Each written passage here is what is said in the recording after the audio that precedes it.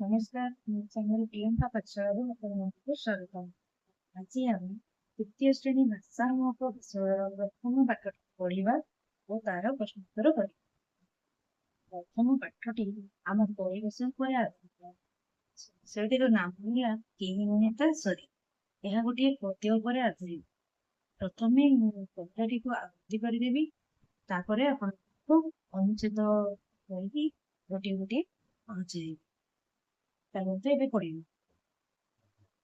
ମନ ପୁରି ମୁଁ କୋମଳ ହେବି, ବସିବି ସଦାବେଳେ, ବାସ ଭିତରେ ଖୁସି ମୁଁ ଦେବି ସଭିଙ୍କୁ କାଳେ କାଳେ। କୋଇଲି ପରି ମିଠା ସ୍ୱରରେ କହିବି କଥା ସଦା, ଦୁଃଖ ଦେବିନି କାହାରି ମନେ ଆସୁ ବିପଦ ବାଧା। ପାହାଡ଼ ସମ ସ୍ଥିର ମନରେ କରିବି ସବୁ କାମ, ଦେଶ ସେବାରେ ଜୀବନ ଦେବି ରଖିବି ତାର ନାମ। ତାରି ପଦାରେ ଆଗେଇ ଯିବି କରିବି ଜନହିତ, ଦୁଃଖୀ ଓଠରେ ହସ ଖେଳାଇ ହେବି ମୁଁ ତାର ମିତ। ପରାଜିତ କରଇଛି ଆପଣା ଲୋକ ପରି, ସିଏ ତ ଏକା ସଂସାରେ ସାର, କେହି ନୁହେଁ ତା ସରି, କେହି ନୁହେଁ ତା ସରି। କେତେ ସୁନ୍ଦର କବିତାଟିଏ।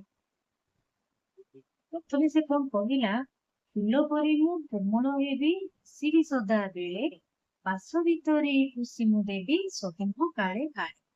ଅର୍ଥାତ୍ ଫୁଲ ଯେମିତି କୋମଳ, ସେଇଭଳି ସେ ଫୁଲ ପରି କୋମଳ ହେବାକୁ ଚେଷ୍ଟା କରୁଛି। ବା ଫୁଲ ପରି କୋମଳ ହୋଇ ସବୁବେଳେ ବସିବା ପାଇଁ ଚାହୁଁଛି। ଆଉ ସବୁବେଳେ ଫୁଲ ଯେମିତି ବାସ ବିତରଣ କରିଥାଏ, ସେଇଭଳି ସେ ନିଜର ବାସ୍ନାରେ ଚାରିଆଡେ ମହକାଇ ସମସ୍ତଙ୍କୁ ସୁଗନ୍ଧିତ ସୁନ୍ଦର ବାସ୍ନାରେ ମହକାଇ ଚତୁଃପାର୍ଶ୍ୱକୁ ସୁନ୍ଦର କରିବା ପାଇଁ ଚାହୁଁଛି ଏବଂ ଫୁଲ ପରି ସରଳ ସୁନ୍ଦର ଆଉ କୋମଳ ହେବା ପାଇଁ ଚାହୁଁଛି। ଫୁଲଟିକୁ ଦେଖିଲେ ଆମକୁ ସୁନ୍ଦର ଲାଗେ। ଫୁଲଟିର ଆକୃତି, ତାର ପାଖୁଡାର ଯୋଉ କୋମଳତା, ତାହା ଆମକୁ ଲୋଭି ଦେଇଥାଏ। ସେଇପରି ମଧ୍ୟ ଫୁଲ ପରି କୋମଳ ହେବା ଉଚିତ। କୋଇଲି ପରି ମିଠା ସ୍ୱରରେ କହିବି କଥା ସଦା, ଦୁଃଖ ଦେବିନି କାହାରି ମନେ ଆସୁ ବିପଦ ବାଧା। ପିଲାମାନେ, କୋଇଲି ଯେମିତି କୁହୁ ମିଠା ସ୍ୱରରେ ସମସ୍ତଙ୍କ ମନକୁ ମୋହି ଦେଇଥାଏ। ବୃଷ ଋତୁ ଆସିଲେ ଦେଖିବ ଆମ୍ବ ଡାଳରେ କୋଇଲିଟିଏ ବସି କୁହୁ କୁହୁ ସ୍ୱରରେ ସମସ୍ତଙ୍କ ମନକୁ ମୋହି ଦେଇଥାଏ। ସେଇଭଳି ସେମାନେ ସବୁବେଳେ ସ୍ୱରରେ ସମସ୍ତଙ୍କ ସହିତ କଥାବାର୍ତ୍ତା କରିବା ଉଚିତ, ଯାହା ଫଳରେ ଆମର କଥା ଯେମିତି କାହା ମନରେ କେବେ ବି ଦୁଃଖ ଦେବ, କାହା ପାଇଁ ଆମେ ଯେତେବେଳେ ବିପଦ ବାଧା ଆଣିବା ନାହିଁ। ତେଣୁ ଆମକୁ କୋଇଲି ପରି ହେବା ଉଚିତ, କୋଇଲି ପରି ମିଠା ସ୍ୱରରେ କଥାବାର୍ତ୍ତା କରିବା ଉଚିତ। ପାହାଡ଼ ସମ ସ୍ଥିର ମନରେ କରିବି ସବୁ କାମ, ଦେଶ ସେବାରେ ଜୀବନ ଦେବି ରଖିବି ତାର ନାମ। ଇଏ ମାନେ ପାହାଡ଼ ସବୁବେଳେ ଯେପରି ସ୍ଥିର ହୋଇ ରହିଥାଏ, ଯେତେ ବାଧା ବିଘ୍ନ ପବନ ଝଡ଼ ବାତ୍ୟା ବର୍ଷା ବତାସ ଯାହା କିଛି ଆସିଥାଉ, ପାହାଡ଼ କଣ କେବେ ତା ଜାଗାରୁ ହଲିଥାଏ କି ଘୁଞ୍ଚିଥାଏ? କେବେ ତ ଘୁଞ୍ଚି ନଥାଏ। କିନ୍ତୁ ପାହାଡ଼ ପରି ଯେମିତି ସେ ସ୍ଥିର, ସବୁବେଳେ ତାକୁ କେହି ବି କୌଣସି ପରିସ୍ଥିତିରେ ବୁଝାଇ ପାରନ୍ତି ନାହିଁ। ସେଇଭଳି ଆମେମାନେ ଯେକୌଣସି ଗୋଟିଏ କାମ କରିବା ସ୍ଥିର ମନରେ କରିବା। ଆମେ ଦେଶ ପାଇଁ, ଦେଶର ସେବାରେ ନିଜର ଜୀବନକୁ ଉତ୍ସର୍ଗ କରିବା। ଆମେ ଯାହା ବି କିଛି କାମ କରିବା ସବୁବେଳେ ଅତି ସ୍ଥିର ହୋଇ କରିବା, ଯାହା ଫଳରେ ଆମେ ସଫଳତାର ଶୀର୍ଷରେ ପହଞ୍ଚି ପାରିବା। ଏମିତି ପଳାଏ ଆଗେଇ ଯିବି କରିବି ଜନହିତ, ଦୁଃଖୀ ଉପରେ ହସ ଖେଳାଇ ହେବି ମୁଁ ତାର ମିତ। ଇଏ କଣ କହିଲା, ନଦୀ ପଳାଏ ଆଗେଇ ଯିବି। ଏହାର ଅର୍ଥ କଣ କହିଲେ, ନଦୀ କେତେବେଳେ ଅଟକିବାଟା ତୁମେ ଦେଖିଛ? କେବେ ଦେଖିଛ କି ନଦୀ କେମିତି ଅଟକି ଯାଇଥାଏ କି?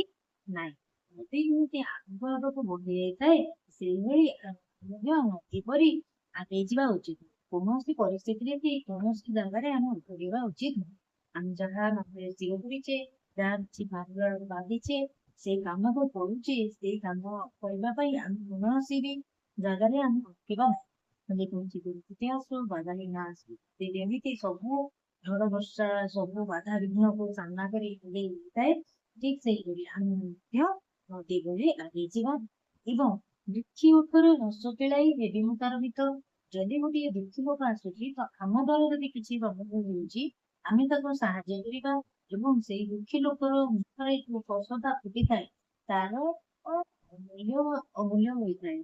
ଆମେ ଯଦି ଗୋଟିଏ ମୁହଁରେ ଔଷଧ ଦେଇପାରିଲେ ତାହେଲେ ତାର ସବୁଠାରୁ ବଡ ଭୂତ ମାନେ ସାନ ଆମେ ହିଁ ହେଇଥିବୁ। ପର ହିତ କଲେଇ ସିଏ ଆପଣଙ୍କ ପରି କିଏ ତ ଏକା ସଂସାରିବାର ତିନିଟା ସରି ଯିଏ ଲୋକ ବଡ ଲୋକକୁ ନିଜ ଲୋକ ଭାବି ତାର ସବୁ ଦୁଃଖରେ ଭଲରେ ମନ୍ଦରେ କାମ କରିଥାଏ, ସାହାଯ୍ୟ ସହଯୋଗ କରିଥାଏ, ସେ ଲୋକ ହିଁ ସଂସାରରେ ସବୁଠାରୁ ସାର ହୋଇଥାଏ। ସେ ଲୋକ ପରି ଆଉ କେହି ହୋଇପାରିନଥାନ୍ତି। ଶାନ୍ତି ମାନେ ଏଇଟା ହଉଛି କି ଗୀତା ଶରୀ ବିଷୟର ସାର ଅଂଶ। ତାହେଲେ ଆମକୁ କଣ କରିବା ଉଚିତ? ଫୁଲ ପରି କୋମଳ ହବା ଉଚିତ, କୋଇଲି ପରି ମିଠା ସ୍ୱରରେ କଥାବାର୍ତ୍ତା କରିବା ଉଚିତ, କାହାର ମନରେ କେତେବେଳେ ବି ଦୁଃଖ ଦେବା ଉଚିତ ନୁହେଁ, ପାହାଡ ଭଳି ସ୍ଥିର ରହିବା ଉଚିତ, ସବୁବେଳେ ନିଜର ମନକୁ ଦେଶ ସେବାରେ ନିୟୋଜିତ କରିବା ଉଚିତ। ନଦୀ ଯେମିତି ଆଗକୁ ଆଗକୁ ଯାଇଥାଏ, ଠିକ ସେଇଭଳି ଆମେ ମଧ୍ୟ ଆଗକୁ ଆଗେଇ ଯାଇ ନଦୀ ପରି ଲୋକମାନଙ୍କର ସେବା କରିବା ଉଚିତ।